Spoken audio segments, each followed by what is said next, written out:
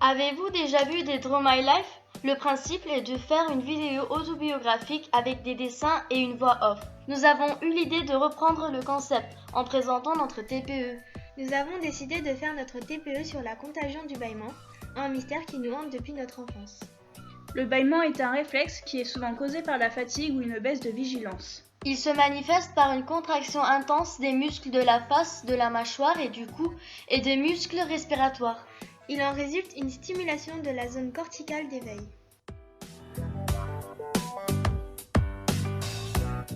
Parfois, suite à un bâillement venant d'une autre personne, nous bâillons en retour.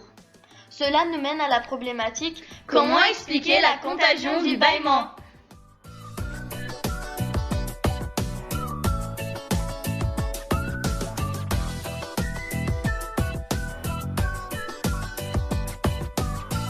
En effet, on entend souvent parler de la contagion du bâillement. Mais nous utiliserons plutôt le terme de transmission du bâillement car le mot contagion est généralement réservé pour parler de maladie. Soyons d'accord, le bâillement n'est pas une maladie. Mais d'abord, le bâillement est-il vraiment transmissible? Nous avons voulu essayer de prouver par nous-mêmes que le bâillement est transmissible. Nous avons donc conçu un protocole expérimental pour tester cette hypothèse et voir si certains paramètres influent sur la transmission du bâillement comme l'heure, le sexe, la tranche d'âge, le niveau sonore dans la pièce inférieur ou supérieur au bruit du bâillement, le nombre de personnes différentes dans la salle,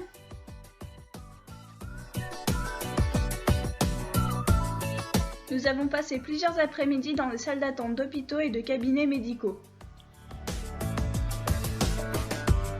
L'une d'entre nous se mettait à bâiller pendant que les autres observaient les réactions des personnes présentes dans la salle. Elle notait aussi les paramètres étudiés. Nous avons testé ainsi 160 personnes, toutes catégories confondues. 5% des personnes ont bâillé en retour. Faut-il en conclure que le bâillement n'est pas transmissible? Pas si sûr. Nous avons fait des recherches et avons trouvé les résultats d'une série d'expériences réalisées par Steven Platek. Les tests ont été faits sur 65 personnes, dont 31 hommes et 34 femmes de la même tranche d'âge, environ 20 ans. Le professeur Platek leur a montré 24 courtes vidéos où l'on voit des personnes bâiller, rire ou ne montrer aucun comportement particulier. L'expérimentateur observait leurs réactions derrière un miroir sans teint pour ne pas les influencer. Au final, les vidéos de bâillement ont fait bâiller en retour au moins une fois 41,5% des personnes testées et les vidéos représentant d'autres comportements comme rire ont fait bâiller seulement 9% des cobayes. Comme l'échantillon était petit, nous avons calculé l'intervalle de confiance de ces résultats avec la formule suivante.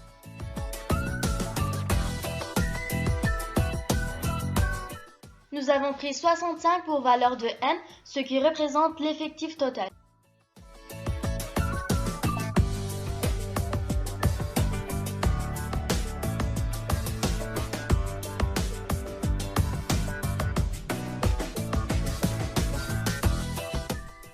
Nous pouvons constater sur ce graphique que les deux intervalles sont disjoints. Il existe une différence significative entre les deux séries de résultats.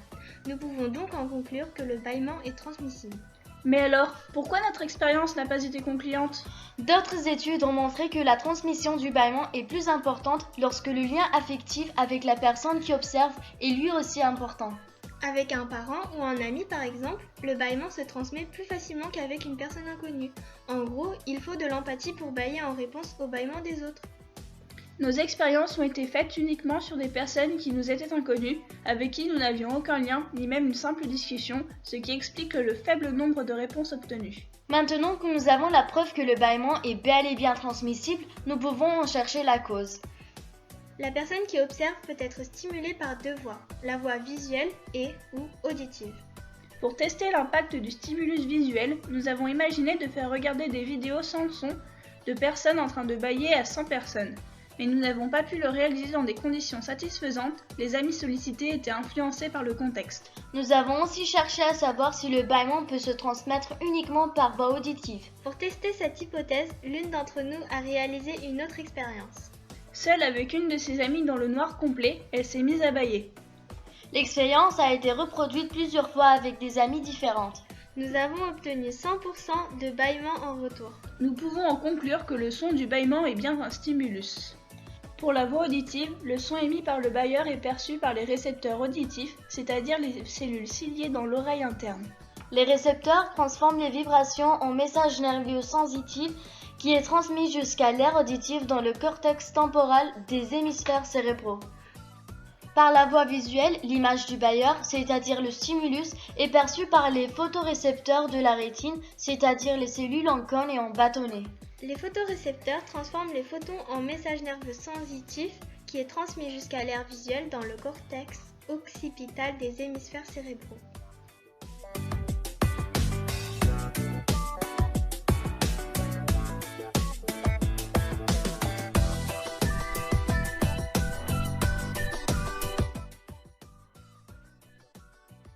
Le centre nerveux traite l'information et élabore un message nerveux moteur qui part du cortex moteur dans le lobe frontal.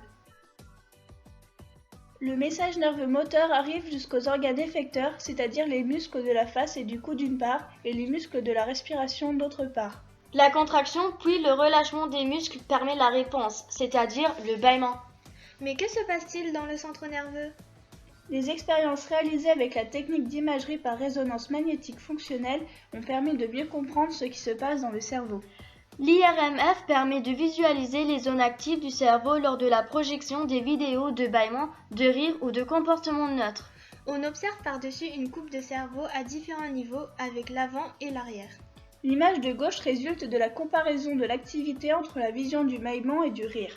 L'image de droite résulte de la comparaison de l'activité entre la vision de personnes qui bâillent et de personnes en comportement neutre. Les zones colorées représentent les zones du cerveau actives uniquement pendant le visionnage des vidéos de bâillement. Ces zones colorées correspondent à une partie du lobe pariétal appelé précuneus et une autre zone appelée cortex singulaire postérieur. Il a aussi été observé que ces zones sont également actives lors de l'exécution du bâillement. Les cellules nerveuses qui s'activent lorsqu'on réalise une action et quand on observe une personne la réaliser correspondent à ce qu'on appelle des neurones miroirs. L'existence de neurones miroirs a été mise en évidence au début des années 1990 dans le cerveau de singe par une équipe de scientifiques de l'université de Parme en Italie, Leonardo Fogassi, Vittorio Gallese et Giacomo Rizzolatti. Par la suite, en 2005, ces neurones miroirs ont également été découverts dans le cerveau humain. Différentes études ont montré que les neurones miroirs interviennent dans l'imitation automatique, le simulacre, la compréhension des intentions d'autrui, l'empathie et l'apprentissage par imitation. La présence et l'activité de neurones miroirs est due à des facteurs génétiques héréditaires. Ils ont été conservés au cours de l'évolution car ils donnent un avantage certain pour la survie des individus qui les possèdent. Dans notre exemple, le bâillement contagieux permet au groupe de synchroniser ses phases d'intention. Initier un bâillement contribue à la vigilance commune. En synthèse, nous avons les zones auditives et visuelles qui reçoivent le stimulus. Elles émettent ensuite un message nerveux respectivement vers les zones psycho-auditives et psychovisuelles. Ces zones permettent la compréhension du stimulus reçu. Elles envoient alors un message nerveux aux neurones miroirs du précuneus et du cortex singulaire postérieur, qui eux envoient un message nerveux à la zone motrice du cortex frontal, qui génère un message nerveux moteur vers les muscles effecteurs du bâillement. La zone psychomotrice peut éventuellement intervenir pour moduler le bâillement qui peut être plus ou moins ostensible.